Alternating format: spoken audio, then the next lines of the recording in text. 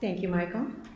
Thank you, Chris, for ringing our bells, which I forgot to have someone do last week, so that was on me. For anyone who was like, where were the ringing bells?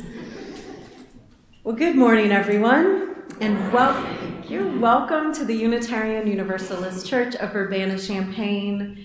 Our mission here is to build community, seek inspiration, inspire justice, and find peace. My name is Reverend Beth Monholland. My pronouns are she, hers, and I am honored to serve this congregation as its lead minister. Here in our building on Green Street, we reside on the ancestral lands of many indigenous nations who hunted and traveled and called this land home. Notably, I would like to name the Confederation of Illinois tribes who lived here before the white settlers came, specifically the Peoria, the Cahokia, the Kaskaskia, and the Michigame. These people and others who followed them are still striving and seeking sovereignty and dignity today. And while we know that a land acknowledgement is neither reparations nor relationship, we trust that it is part of the process in developing those things. Grappling with our history honestly and with care calls us into deeper spiritual alignment. So no matter our ancestors, no matter how long we ourselves might be on this land, we honor all of those who came before and made this moment of gathering possible. And so I welcome us all, both in person and virtually, into this sacred space together this morning. I would especially want to welcome any guests who are joining us for the first or second time. We invite you, all of you, into deeper conversation and kinship immediately following the service in our social hour in our fellowship hall, which is just across the entryway. And I want to also invite folks to respect each other's boundaries around close contact and to maintain distance if you see someone wearing a red or yellow lanyard. And if you're not wearing a lanyard, you don't have to, but if you want to visibly signal to people, come up and shake my hand or just wave to me from a distance. The lanyards are available just outside the sanctuary doors. We also want to honor anyone who might need to be wearing a mask today. I am going to be wearing one when I am not up here speaking because I woke up with a little tickle in my throat, which apparently many people have. We all are hoping that it's allergies, everyone. But we come together as a community to care for each other, and part of that means being aware that we are and always will be in endemic times. And the care for our bodies is one way that we care for each other's spirits. We as Unitarian Universalists, as you use across the country, regularly begin the formal part of our worship service by lighting a chalice, which is one symbol of our Unitarian Universalist living tradition. The flame reminds us of the spark of life that dwells within us all and connects us to all other beings. I've invited Penne Beckett to come forward and light our chalice today, and once she has done so, we will say together the chalice lighting words which are printed in your order of service.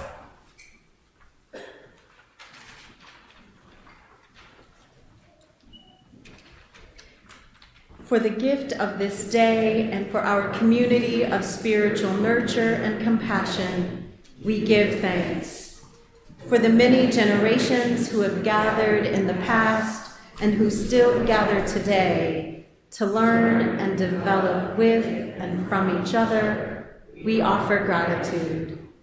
We light this chalice as a symbol of our living tradition.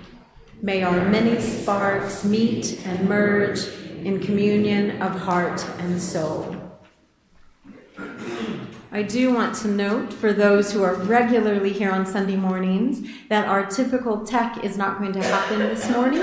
So we have our live stream, but normally, if you're new, we would have our chalice lighting words and often the words of our hymns on the screens for accessibility. We just have some tech issues today, so we are going to do it the old-fashioned way, and you can look at your printed material.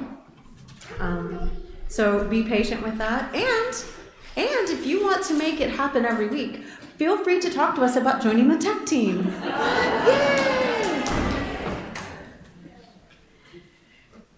Well, if you do not know, although I'm looking around this room and I think many of you do, today is the official kickoff of our REE, Religious Exploration and Engagement Program year. It's like the start of a school year, only it's funner. Some more spirituality embedded in there. The Afrofuturist writer, novelist, modern prophet, as I like to think of her, Octavia Butler once wrote, "All that you touch, you change. All that you change changes you. The only lasting truth is change. God is change." And so as we begin this new church year together, I trust that we can all embrace the ways that change happens in our interactions within and across the differences of experience and ages here.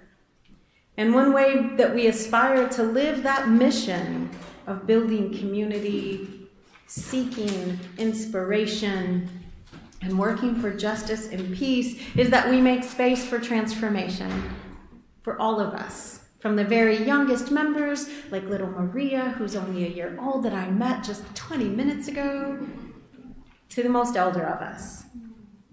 And so as the youngest members of our congregation officially start their REE programming, I want to acknowledge that their brilliant, beautiful young minds bring new ideas and perceptions to this community that can help us all to embrace change.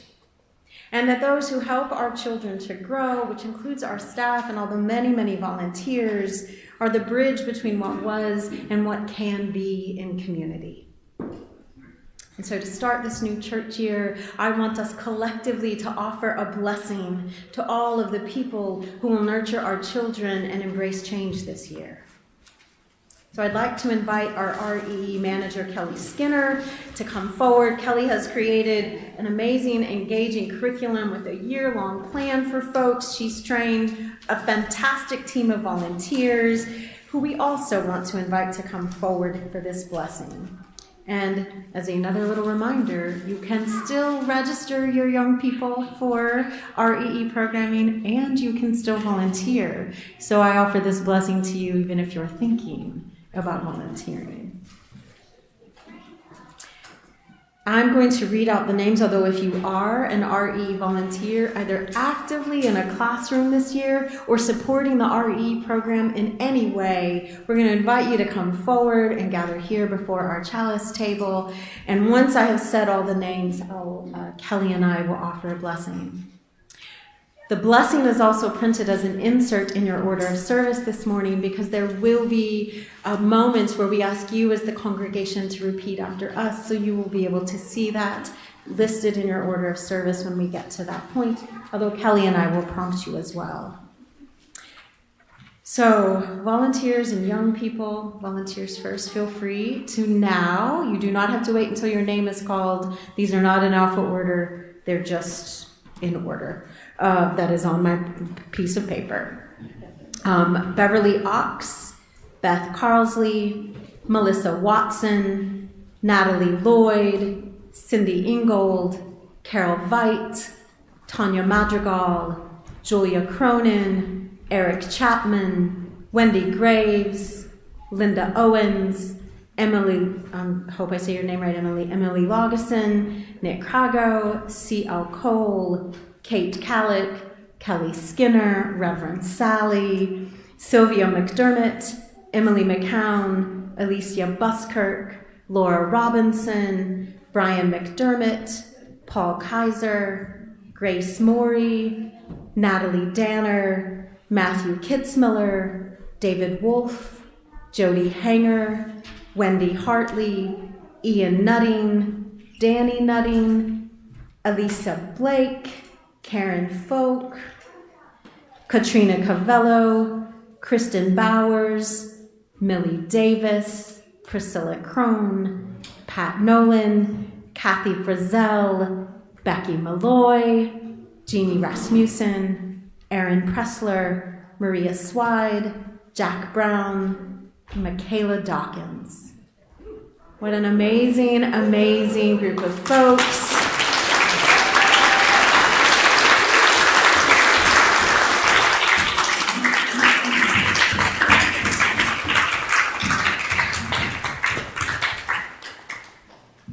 So in addition to asking our volunteers up here,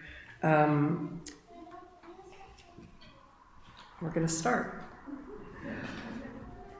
We embrace change as a spiritual practice, honoring what has come before and making space for what evolves and grows from our time together.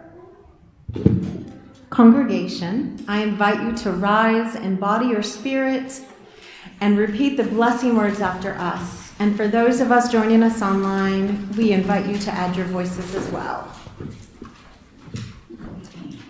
So I'm going to say a line, and then I invite you to repeat after me. Today we begin our year of religious education.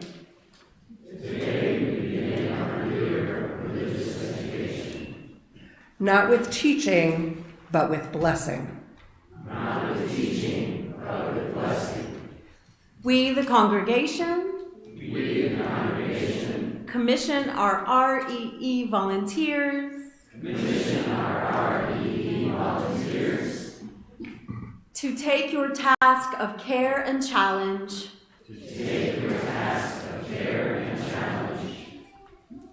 May your classes be a joy.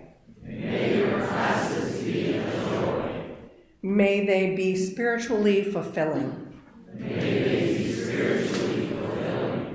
May they be places of change and transformation.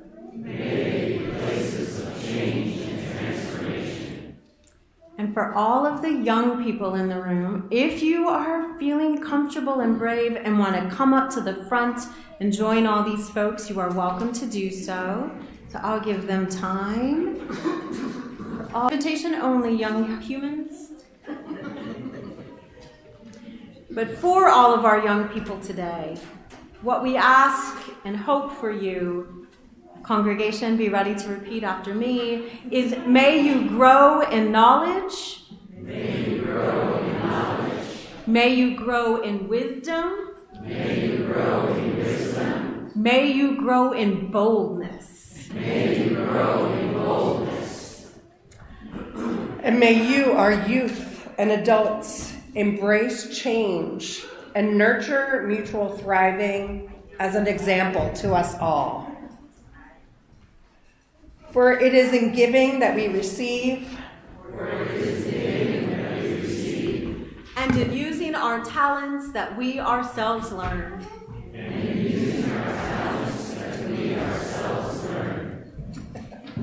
May it be so, and amen.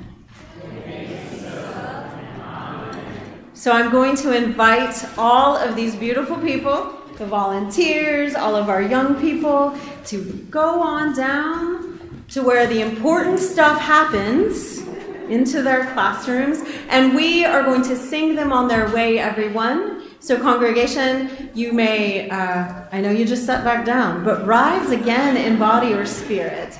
And we are going to sing hymn number 361, Enter, Rejoice, and Come In, but we are only going to sing verse 4 as our young people and their teachers head on down to the fun times.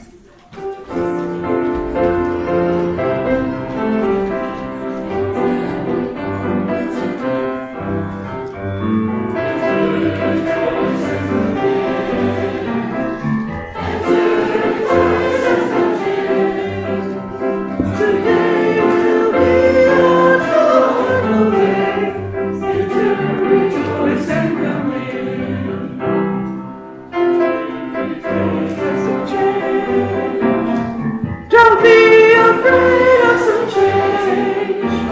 Today will be a joyful day. Enter, rejoice, and come in.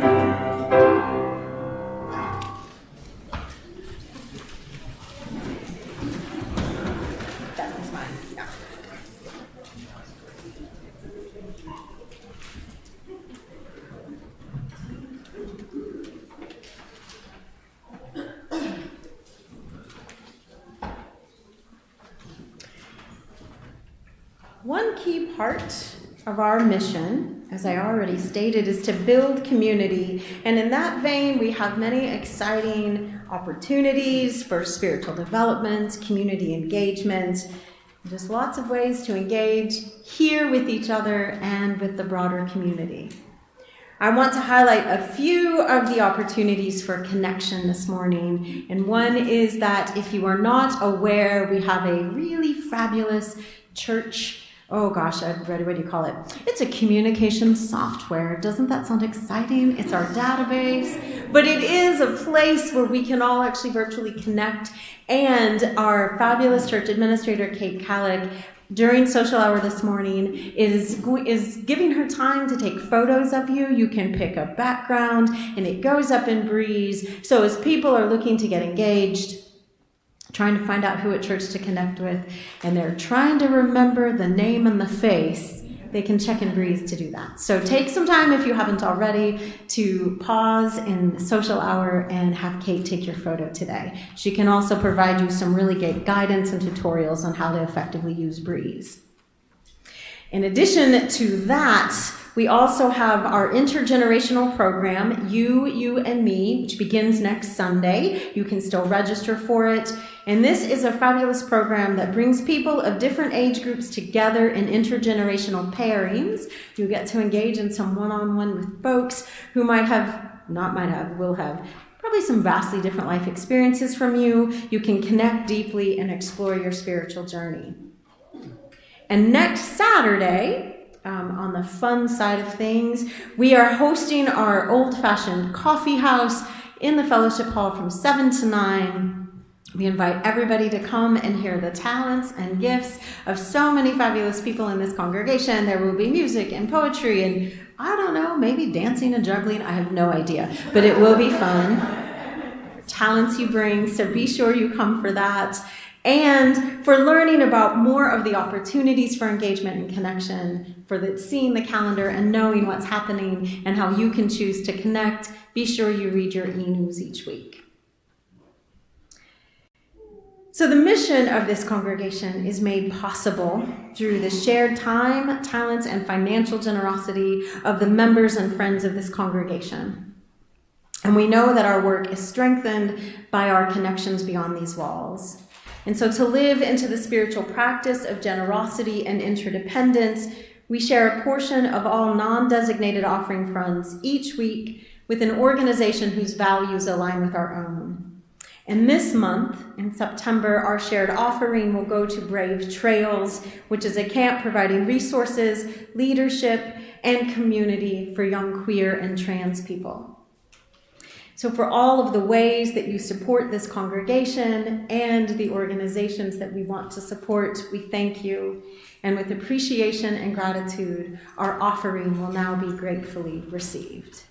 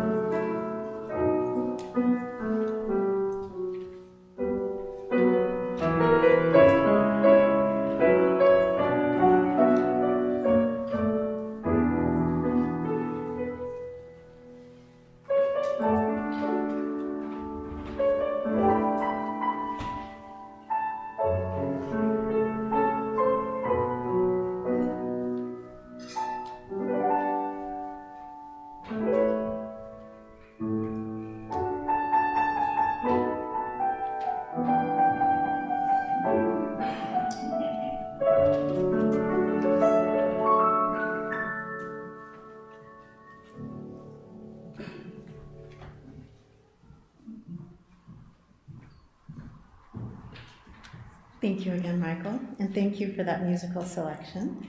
For those who didn't recognize it, it is, of course, from the fabulous Fred Rogers. And we do want to be each other's neighbor. Part of our practice of spiritual generosity is to make space for all that each of us might be carrying into the spaces in which we come.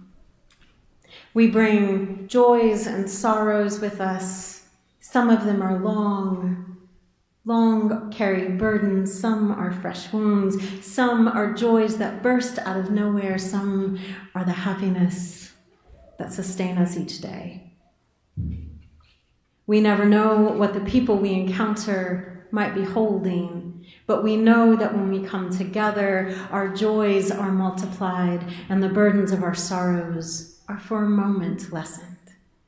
And so we make time in this congregation as an act of spiritual generosity to share our joys and sorrows together. In your pews, there are some cards for those who are new to us and do not know this practice.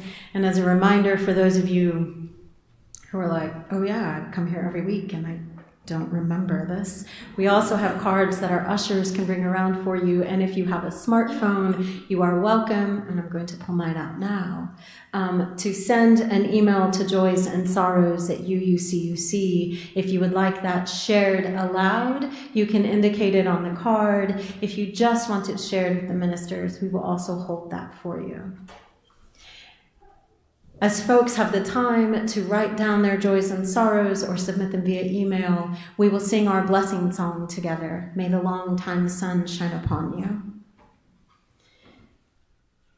During that song, for those who don't wish to write something down, you are welcome to come forward. And on our altar table, we have stones that you can put into the water bowl as a way of releasing what is holding you down. And we have petals as a way to lift up and let float what is bringing you joy. For all the ways that we support each other and hold each other, we give thanks. We'll have our music.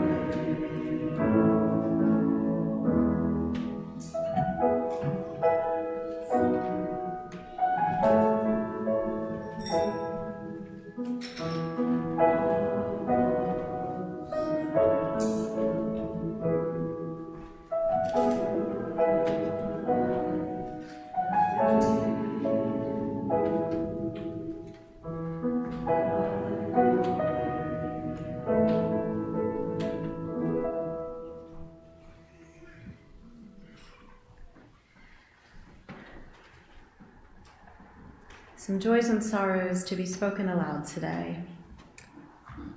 This is from Claudia, who says, a sorrow at the death of a longtime friend and former member of this church, Luann Jacobs. In Ohio, she passed away.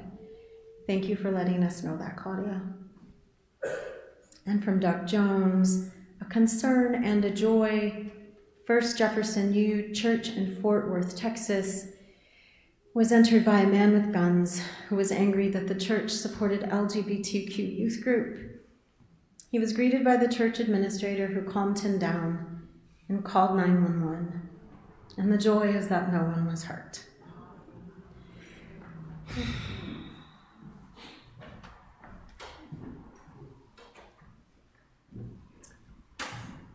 A sorrow anonymously submitted. This week, I learned that someone I knew was needlessly killed. Joe is a professional photographer, and it brings some comfort to know that how he saw the world will live on through his photos. My heart goes out to his family, friends, and children, and to my friend Julie. And this is from Lion, a joy. Katie and Brandon Gosselin's twins arrived this past week, Victoria and Owen, a bit early but healthy. And on that note, I will share, because that joy also came in from Katie online, that Violet, Maeve Gosselin, and Owen Matthew Gosselin arrived on Thursday, and that big sister Sawyer and big brother Miles are in love, as are their parents. Katie went on to add that she offers joy and gratitude to Sam, I always say your name wrong, Sam Bashirs and Lynn Wiley for their support, conversation, and willingness to connect with and help them through the pregnancy. It takes a village, Katie says, and we know the UU village is a strong one. And Judy shares a joy and concern. Everyone, my eyesight. A joy to meet Crispin Chalwe, my guest in this community, newly arrived from Zimbabwe. Let's just take the glasses off. Newly arrived from Zambia as a grad student, and for environment and for growing food. So welcome to the new member of the community there. We have a few more to share from from folks who submitted online. This is a sorrow from Wendy Graves. Wendy is thinking of the community of Royal, who is mourning the loss of 9-year-old Easton Wisely. And a joy from Angie Urban. We sent off our older son, Demetrius, to college last weekend for his second year. This time was much easier than last year, as we said goodbye, but know he will soon return. Beloveds, there is always, as I said at the beginning of our sharing, so much that we are each carrying. Small things that we might think are small that weigh us down and lift us up. And there is so much in the world to mourn. And we trust that this spiritual act of sharing, is important and is one answer to the divisiveness in the world. As we hold space now for these joys and sorrows, our typical practice is to sing a blessing or a meditative song, but this morning I would actually like to invite us into a moment of shared silent meditation. I'm going to ring our singing bowl, and I invite you to listen to that chime and to let it center you and call you into your body, into whatever this moment is asking of you.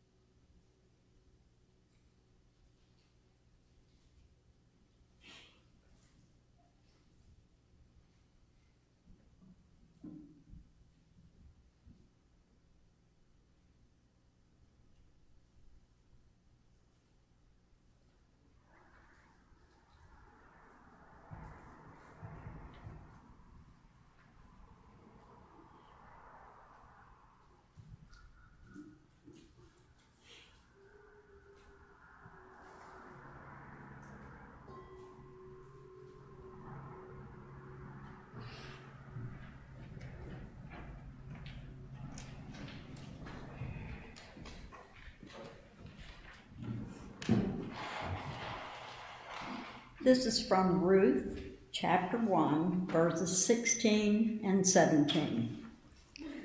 Ruth replied to Naomi, "Don't ask me to leave you and turn back. Wherever you go, I will go. Wherever you live, I will live. Your people will be my people, and your God will be my God. Wherever you die, I will die, and there I will be buried. May the Lord punish me severely if I allow anything but death to separate me from you."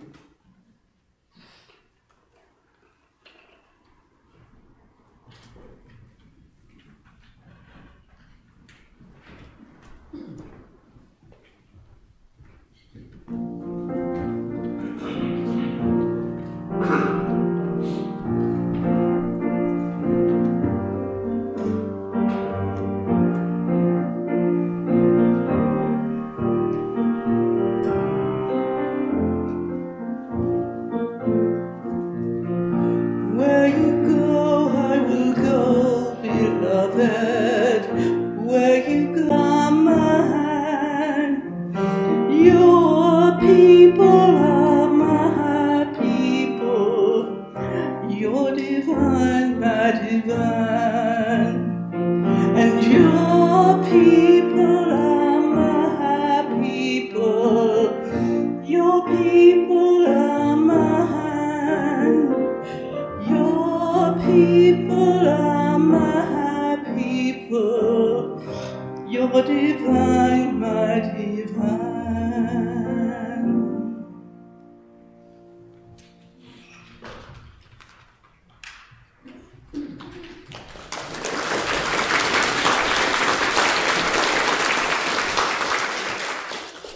Thank you, Tanya.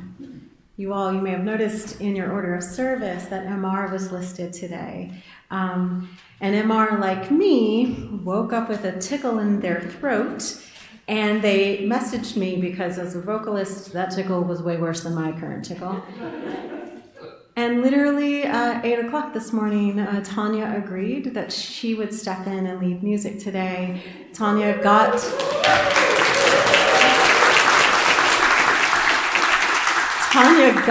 the music and words to that song less than 2 hours ago.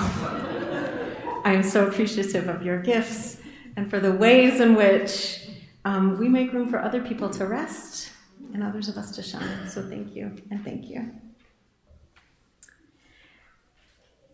It is not very frequent in Unitarian Universalist churches, at least in the Midwest, and it's not one of my common practices to give a sermon that is inspired by Hebrew or Christian scriptures. And I know at my home church in Milwaukee, people would flinch from that. And maybe some of you are flinching and are like, did they just read from the book of Ruth? And is this sermon about the book of Ruth? And some of you are like, I have no idea what the book of Ruth is. And that's what it means to be in a UU congregation. But I do indeed want to tell you a few stories today that for me, sort of in a roundabout way, begin and end with the book of Ruth.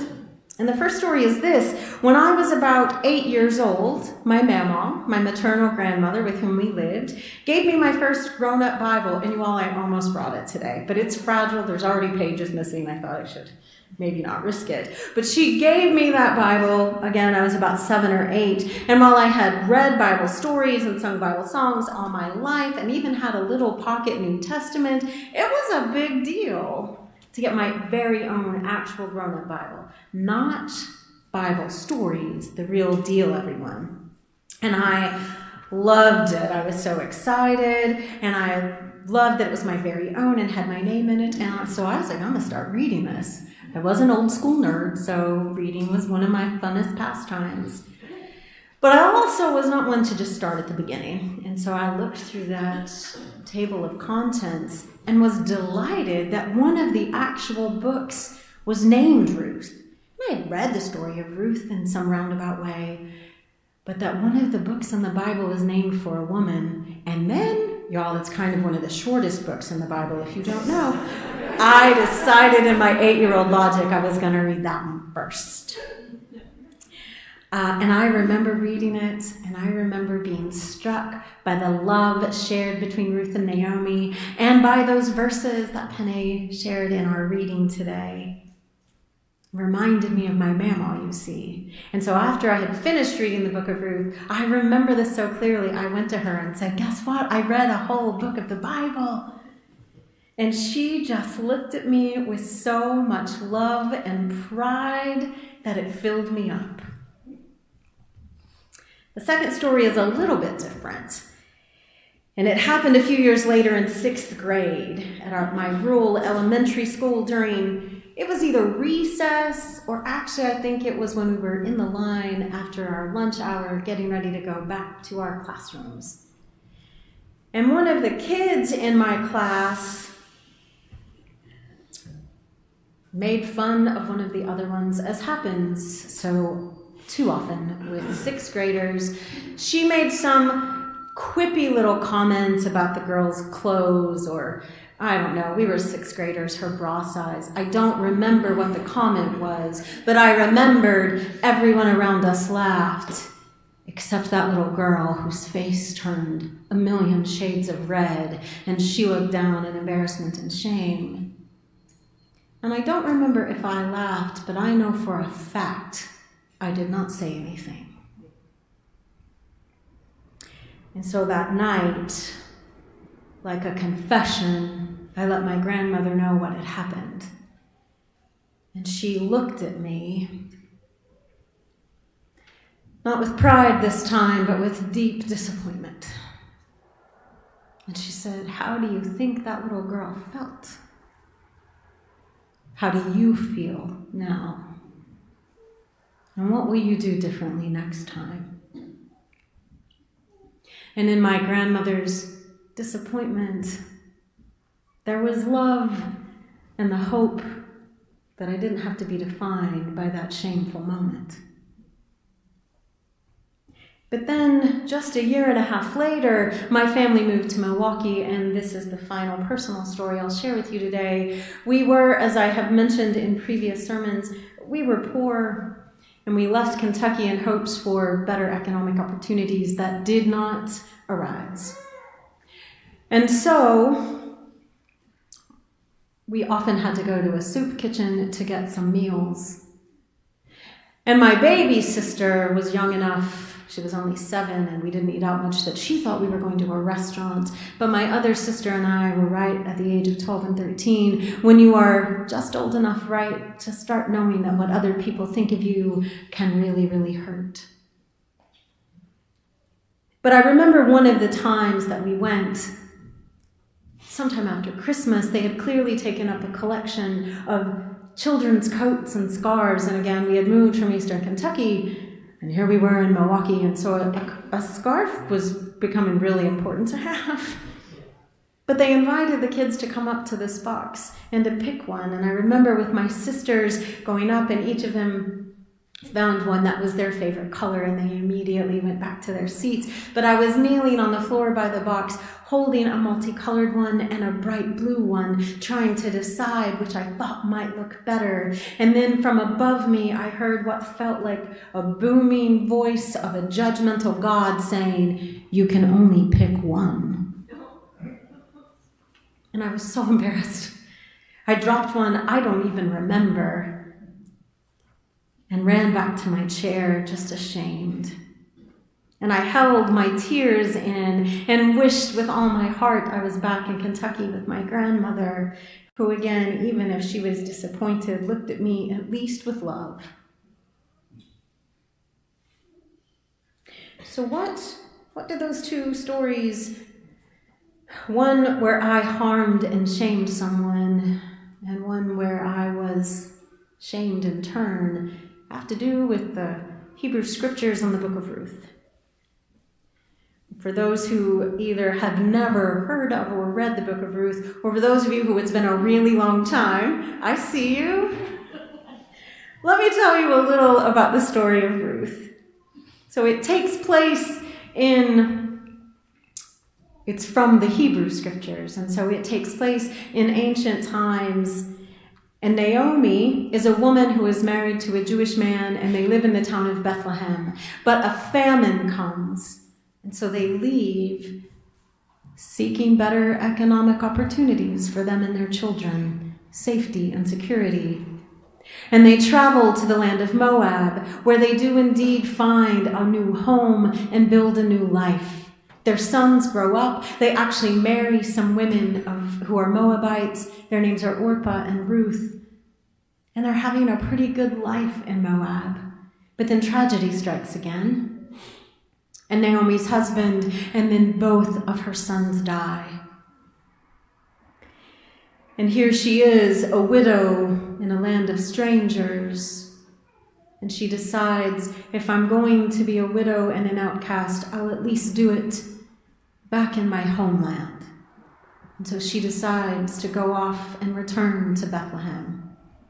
Orpah and Ruth, as her daughters-in-law, are like, we will go with you, and they start to follow her. And Naomi says to them over and over, oh, my daughters, you will be so much better back in the houses of your mothers, where you will have the hope of potentially remarrying, of building lives and having children, a hope I cannot offer you. I do not know what I go to face when I return to my homeland, so you go back to yours. And tearfully, Orpah does. She kisses Naomi and says, I love you, and I will go home to my mother. But Ruth looks at Naomi and utters those words you heard Penny share in our reading, words that actually are used in wedding ceremonies now. Words of commitment, of choosing family. Your people are my people. Your divine is my divine. I choose you. And Naomi, with gratitude and love, chooses Ruth back and says, yes, my daughter, let us go together. But they are still two women, unmarried, widowed, poor, on the margins and the outcasts of their society. They don't have a lot of hope of building a new life, but they have each other.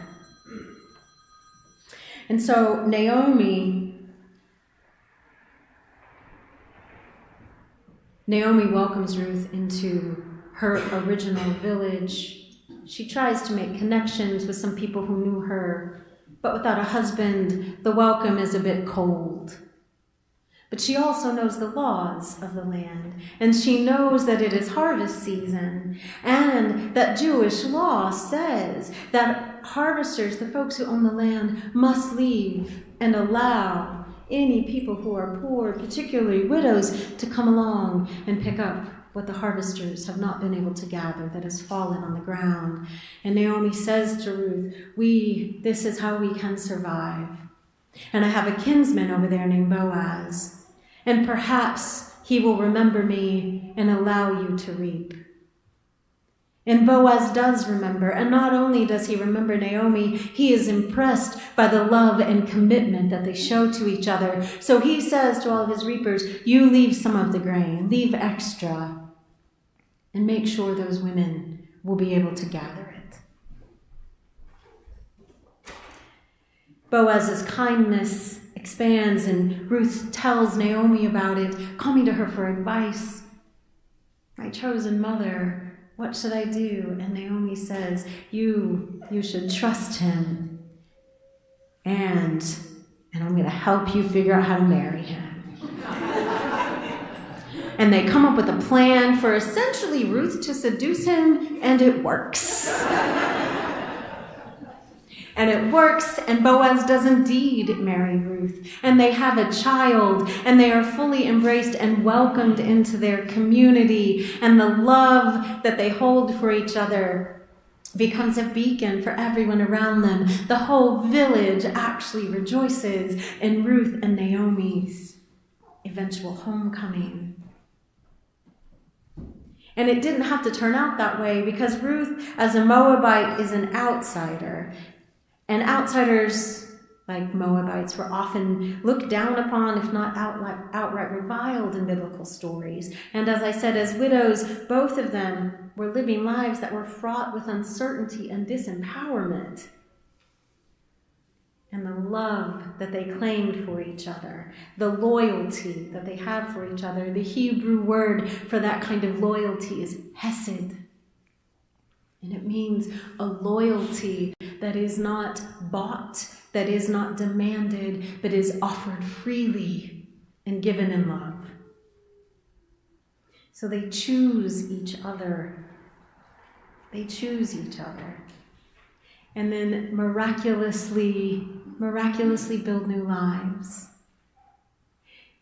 In the Hebrew scriptures, this story holds significance, partly because Boaz, in the lineage of the Hebrews, was an ancestor of King David, who was the first unifying king of the people of Israel, and Ruth, as the Moabite, the outsider, is shown as someone who can birth even kings.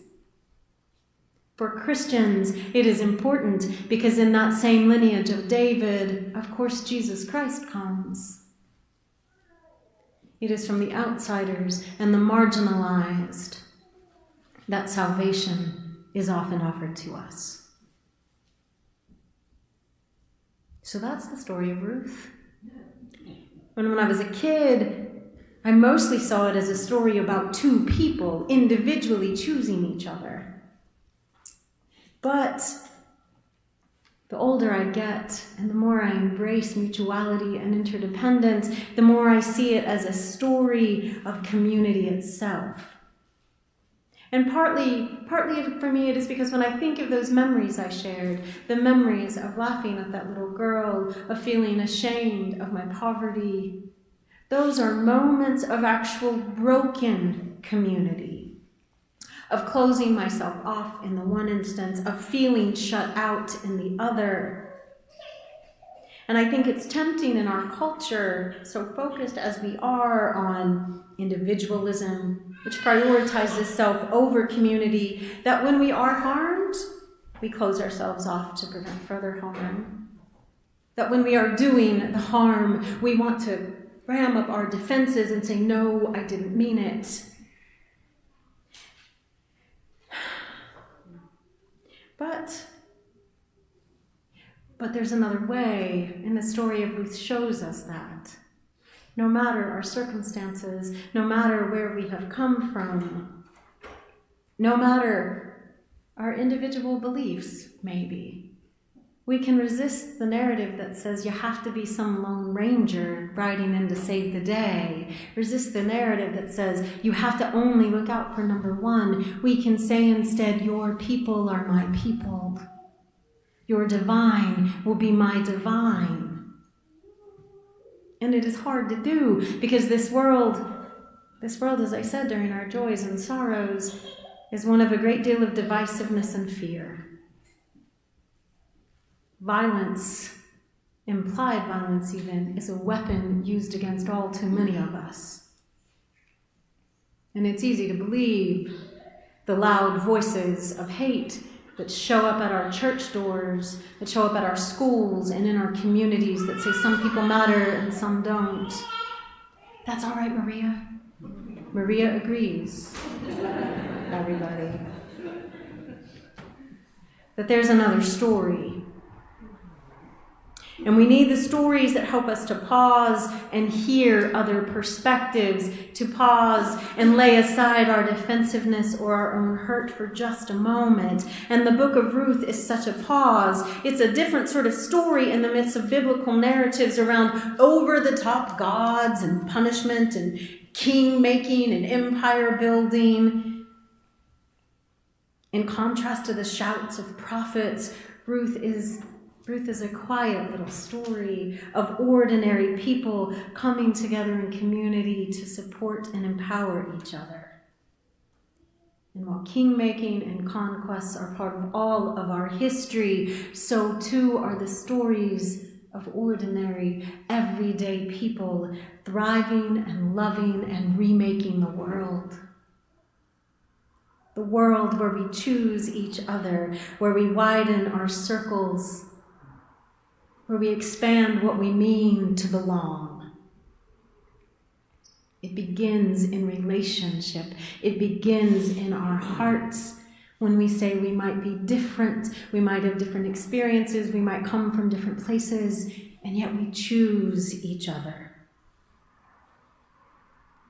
I learned early, and I was lucky, so lucky, you all, to have my grandmother to teach me that love could be infinite and hold multiplicities, that love could make space for joy and disappointment and accountability. My grandmother never said to me, "It's okay that you said nothing." She said to me, "I love you, and what will you do differently next time?"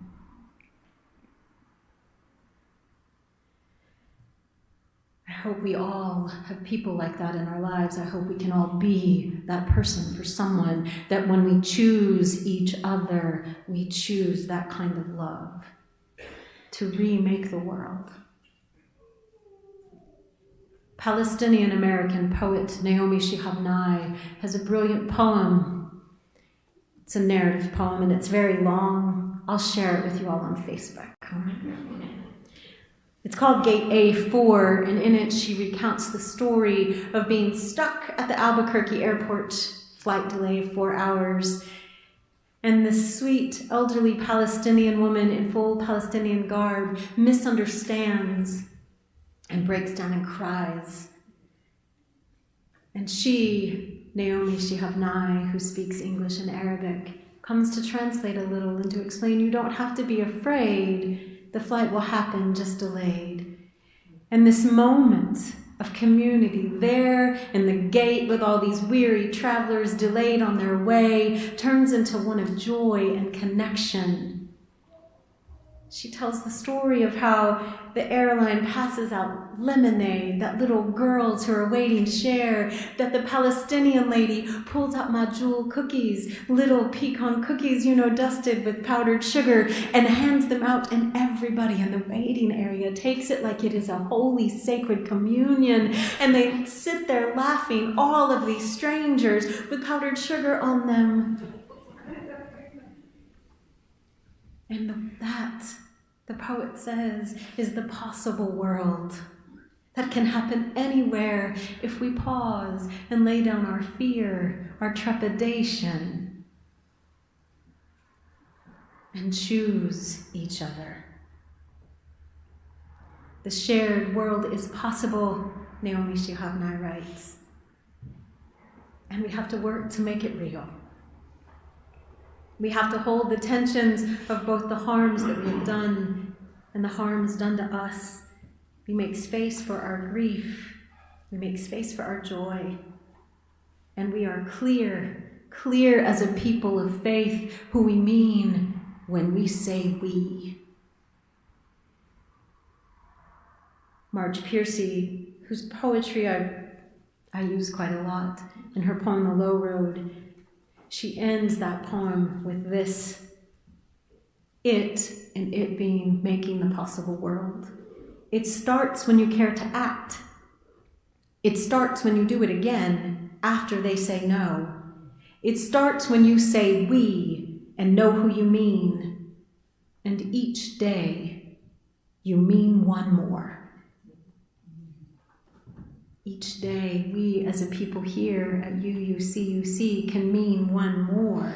We can choose each other, we can face ourselves at our best and our worst, and we can hold each other in accountable love. I think as Unitarian Universalists, many of you, like me, chose this faith community. I know some of you were born into it. I want you to share your stories with us later. But whether you were born into this faith or came into it later in life, you are here because you are choosing to be here. So let us keep choosing each other.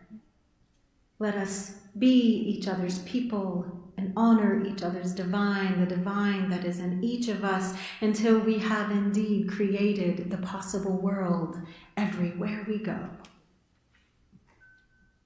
We know who we mean when we say we, and we will mean one more.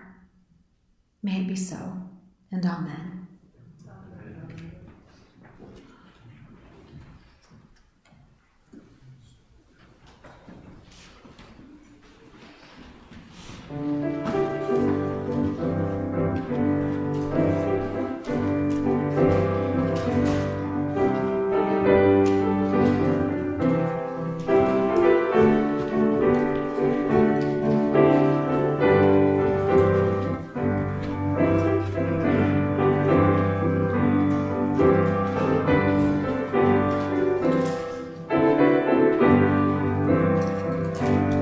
Love will guide us, peace has tried us, hope inside us, will lead the way, on the road from free to giving. Love will guide us through the long run. If you follow, sing like angels. If you follow, sing for thousands on the living room, deep within you. You can change the world with your love. Love will guide us, peace has tried us, hope inside us, will lead the way, on the road from free to giving. Love will guide us through the hard run.